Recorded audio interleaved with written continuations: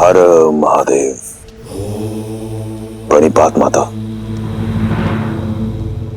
व्यथित प्रतीत होते हो दशानन। कारण आप भली भांति जानते हैं महादेव।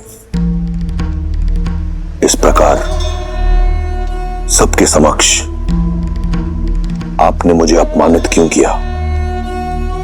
एक 8 वर्ष की बालिका खेल खेल में आपका धनुष उठा लेती है और मैं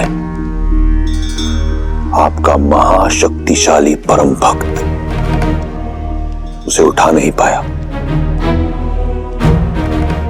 ये तो तभी संभव है जब आपकी इच्छा ना हो।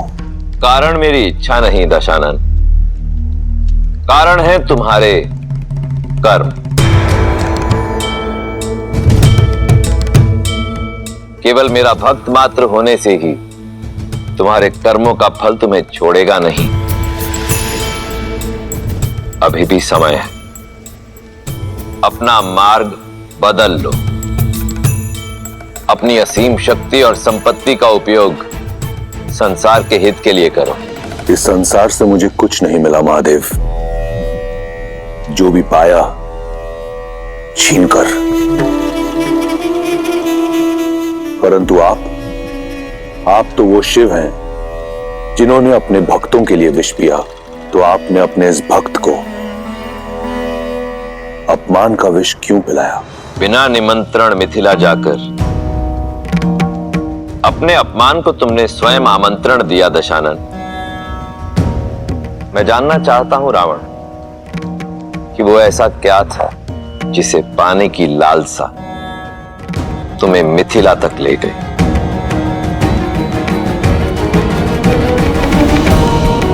लालसा आपका पावन धनुष पिनाक पाने की थी। केवल धनुष, कुछ और नहीं?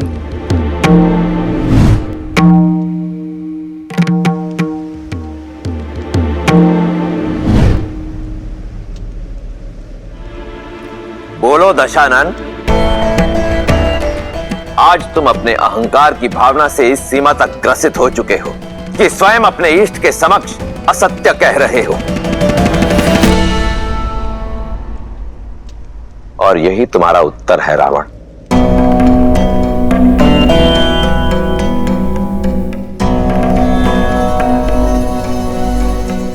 सीता ने उस धनुष को उठाया क्योंकि उसके हृदय में आभार था, कामना नहीं।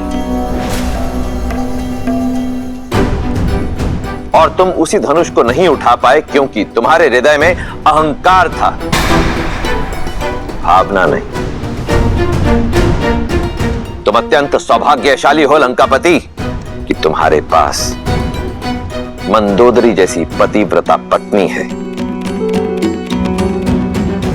मेघनाथ जैसा आज्ञाकारी पुत्र है। इसलिए जो तुम्हारा नहीं है उसे पाने की लालसा छोड़कर जो है उसी में संतुष्ट रहना सीखो। मैंने तो यही सीखा है महादेव कि जीवन में जो मिलता है या तो प्रयास से या फिर प्रहार से। परंतु आपने आज सिद्ध कर दिया कि आप केवल देवों के ही देव हैं। इस राक्षस का साथ नहीं देंगे आप, फिर चाहे ये राक्षस आपका परम भक्त ही क्यों ना हो।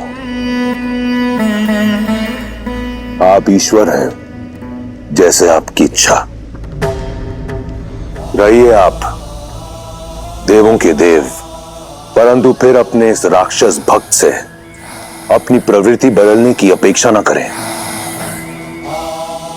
यदि मेरे इष्ट होकर भी आप देवों के ही देव हैं तो मैं भी आपका भक्त होकर राक्षस राज हूं। आप वही करें जिसकी अपेक्षा देवों को आपसे है, और मैं वही करूंगा जिसकी अपेक्षा राक्षसों को मुझसे है। उचित है दशानन। यदि ऐसा है तो अपने कर्मों का फल चखने के लिए भी सज्ज रहना। हर हर महादेव। माता,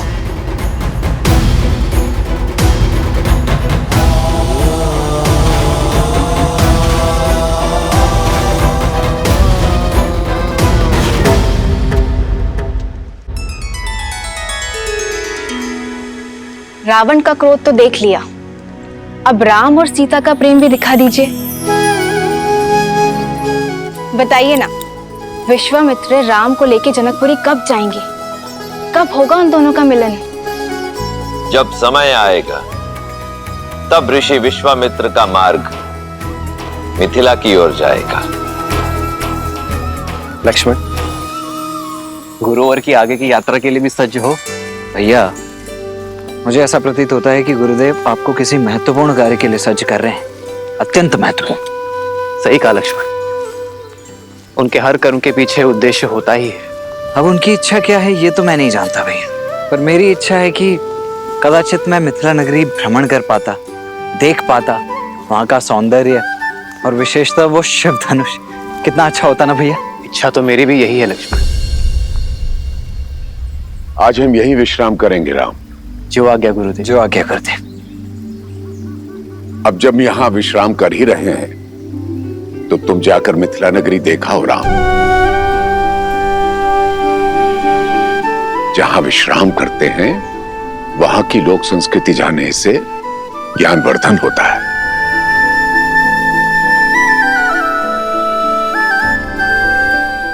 और चाहो तो लक्ष्मण को भी साथ ले जा सकते हो।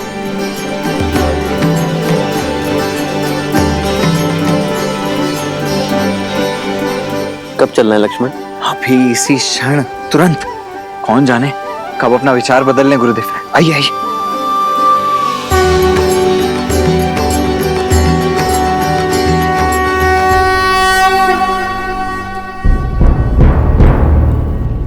सुना है ना, महादेव ने मिथिला में महाधनुष रखा ही इसलिए ताकि यहां सब शुभ हो।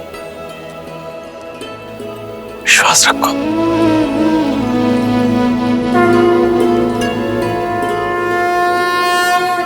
महाराज, कुछ सेवकों ने ब्रह्म ऋषि विश्वामित्र जी को दशरथ पुत्रों के साथ मिथिला में देखा है। वे सभी नगर के बाहर आम्रकुंज में ठहरे हुए हैं। सौभाग्य मिथिला के द्वार तक आया है, उनका आदर कर। है? स्वयं उन्हें स्वयंवर का निमंत्रण देने चाहूंगा। आइए।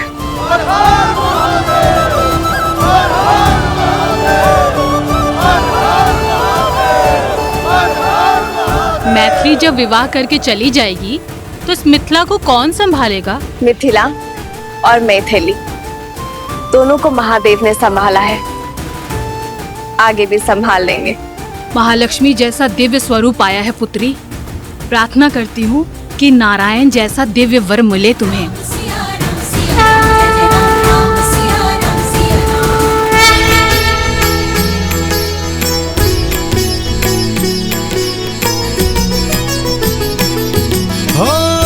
परतंत की पंगति पुंद कली, अधराधर पल्लव खोलन की। चपला चमके घन बीच जागे, छवि मोतिन माल मोलन की। हो घुंघरारी लटे लटके मुख पर, कुंडल लोला का पोलन की।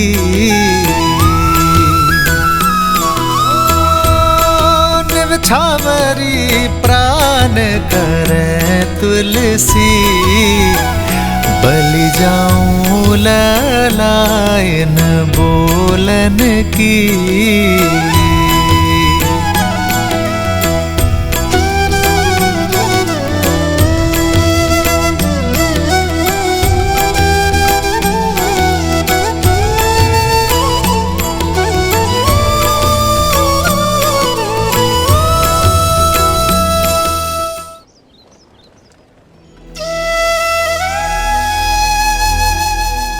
बाहर से जितनी सुंदर लग रही थी, भीतर से तो उससे कहीं अधिक सुंदर लग रही है ये मिथिला, है ना भैया?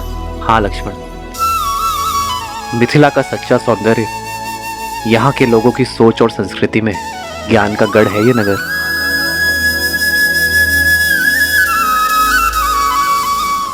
कौन है ये तेजस्वी युवक? कहीं देवता तो वेश बदलकर मिथिला नहीं आ गए?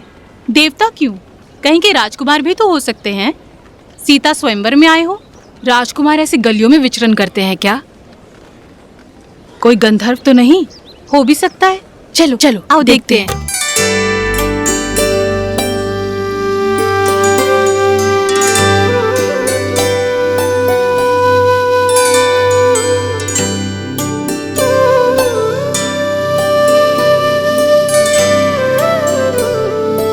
भैया,